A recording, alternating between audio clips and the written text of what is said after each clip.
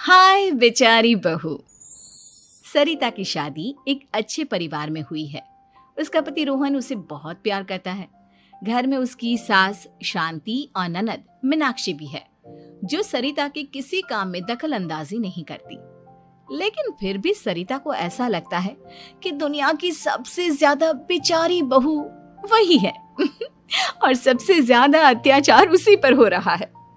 माँ जी, ये लीजिए आपकी चाय।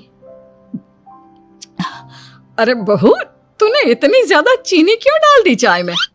हाय हाय माँ जी, मैंने तो उतनी ही मीठी बनाई है जितनी मीठी आपको पसंद है। माँ जी, आपको तो मेरे हाथ की चाय अच्छी ही नहीं लगती। जब देखो कुछ न कुछ कमी निकाल ही देती हो। अरे बहू, तू एक बात के पीछे ही पड़ जाती है। मैंने ऐसा कब कहा कि तू रोज चाय खराब बनाती है? सरिता अपने कमरे में चली जाती है और फोन उठाकर अपनी माँ से बात करती है। हेलो माँ, कैसी हो आप? क्या कर रही हो? मैं तो ठीक हूँ, पर तू बता, तेरा मूड कैसा है? तेरी आवाज से लग रहा है कि कुछ तो हुआ है तेरे ससुराल में। अरे क्या बताऊँ माँ, यहाँ तो हर समय मेरे साथ बहुत बुरा व्यवहार होता है। मैंने अपनी सास के लिए इतनी अच्छी चाय बनाई, लेकिन मेरी सास चाय पीते ही मुझे 4 बातें सुना दी। बेटी, तू इतनी छोटी छोटी बातों पर ध्यान ही क्यों देती हो? तुम्हारी सास ने कुछ बोल भी दिया तो क्या हो गया, वो बड़ी है ना तुझसे। माँ ने इतना समझाया, लेकिन इस बात का सरिता पर कोई असर नहीं हुआ। अपनी बेचारी बहू की छवि वो बदलना ही नहीं चाहती। अगली सुबह सब नाश्ते की टेबल पर बैठकर नाश्ता कर रहे थे, तभी सरिता ने अपने पति से कहा, सुनिए जी, मुझे ना आज बाजार से कुछ सामान लेकर आना है। आज आप ऑफिस से आने के बाद मुझे लेकर चलना ना। भाभी, मुझे भी कुछ किताबें खरीदनी है। आप दोनों जा ही रहे हो तो मेरी किताबें भी ले आना। लो, अभी तो बात ही की है बाजार जाने की, तो एक फरमाइश आ गई। माँ जी, आप भी बता दो कुछ, और हाँ, मोहल्ले वालों से भी बोल दो अगर वो कुछ मंगवाना चाहते हो तो। बेचारी मीनाक्षी अपना सा मुंह लेकर रह गई। ये सब देखकर रोहन से चुप नहीं रह गया और वो गुस्से में बोला, सरिता, क्या हो गया है तुम्हें? मीनाक्षी ने तो सिर्फ किताबों के लिए बोला है। तुम्हें मीनाक्षी से इस तरह से बात नहीं करनी चाहिए। माफी मांगो उससे अभी। क्या? मैं माफी मांगू? दिन भर आपके घर के काम करूं मैं, आपकी और आपके घर वालों की बातें सुनूं मैं, और अब माफी भी मैं मांगू? ऐसा कभी नहीं हो सकता। ये बोलकर सरिता वहां से चली जाती है। एक दिन उनकी पड़ोसन घर आती है। अरे सरिता, क्या कर रही है? और क्या करूंगी भाभी जी, बस घर का काम ही कर रही हूँ। आप बताओ कैसे आना हुआ? अरे मैं तो तुम्हारा हालचाल पूछने आई थी, लेकिन तुम तो बिजी लग रही हो। कोई बात नहीं, मैं बाद में आ जाऊंगी। और क्या करूं भाभी जी, जब से शादी होकर आई हूँ ना, बस काम ही कर रही हूँ। और इस घर में ना कोई मेरी कदर नहीं करता। पति है जो बस घर से ऑफिस, ऑफिस से घर।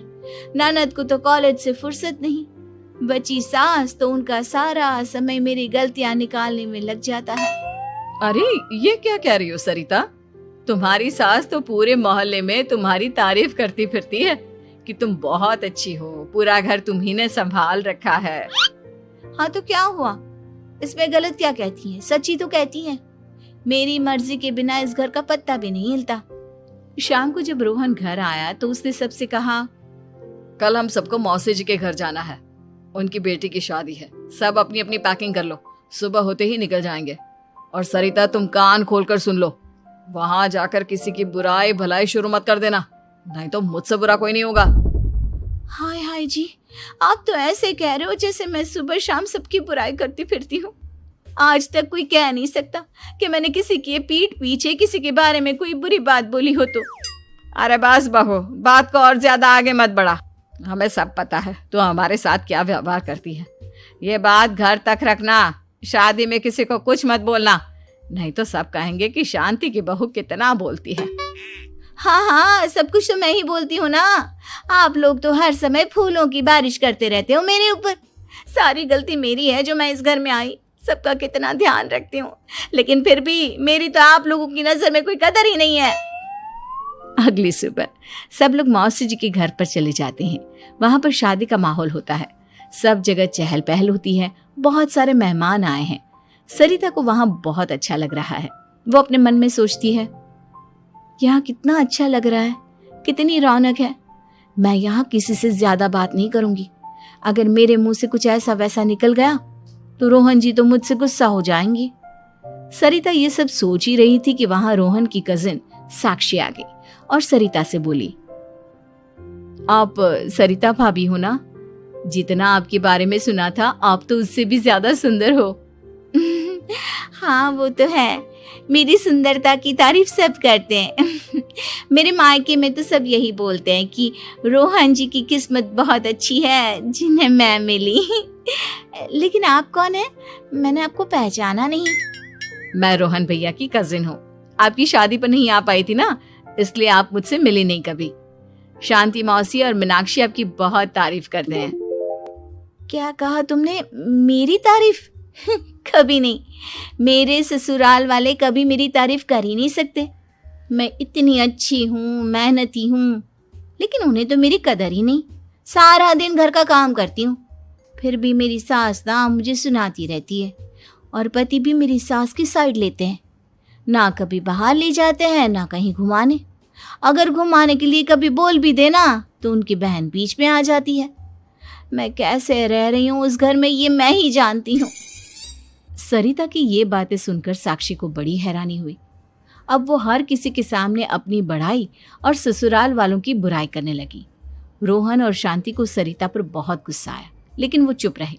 अगले दिन जब वो अपने घर पर आए, सरिता, तुमने क्यों सबके सामने मेरी इज्जत का तमाशा बनाया? तुमसे बोला था ना कि चुप रहना। अजी ऐसा भी क्या कह दिया मैंने जो इतना भड़क रहे हो? तुम जहां जाती हो अपना रोना शुरू कर देती हो, कभी किसी दूसरे की बात ही नहीं सुनती, बस अपनी कहती रहती हो। तुमने सबके सामने हमारा तमाशा बनाकर रख दिया है। हे भगवान, मुझे अपने पास बुला ले। जिस घर में मेरी कदर ही नहीं उस घर में मेरा क्या काम? अरे क्या करूंगी मैं यहाँ रहकर? जो भी आता है मुझे सुनाकर चला जाता है। मैं तो किसी से कुछ नहीं कहती। सीधी सादी बहू मिल गई है ना सबको, तो जो जी में आए वो करो। सरिता ने अपने आगे किसी को कुछ बोलने ही नहीं दिया और उस दिन भी उसने सबके सामने खुद को बेचारी बना ही दिया। अगले दिन मीनाक्षी कॉलेज के लिए लेट हो रही थी, इसलिए वो हर काम जल्दी जल्दी कर रही थी। अपना नाश्ता लेने किचन में गई और पतीले में रखे गरम दूध को गिलास में डालने लगी। दूध का पतीला उसके हाथ से छूट गया और गरम गरम दूध उसके हाथ पर गिर गया। ओए माँ, हाय मेरा हाथ, माँ मेरा हाथ जल गया। मीनाक्षी की आवाज सुनकर सरिता दौड़ती हुई आई। ये क्या किया तुमने? तुम्हें नाश्ता चाहिए था तो मुझसे बोल देती, मैं क्या मना करती थी? अब पता नहीं कितने दिन की मुसीबत पाल ली तुमने। सरिता मीनाक्षी को उसके कमरे में ले गई और उसका बहुत ख्याल रखा। उसका इस तरह से ख्याल रखना शांति और रोहन को थोड़ा अजीब लगा।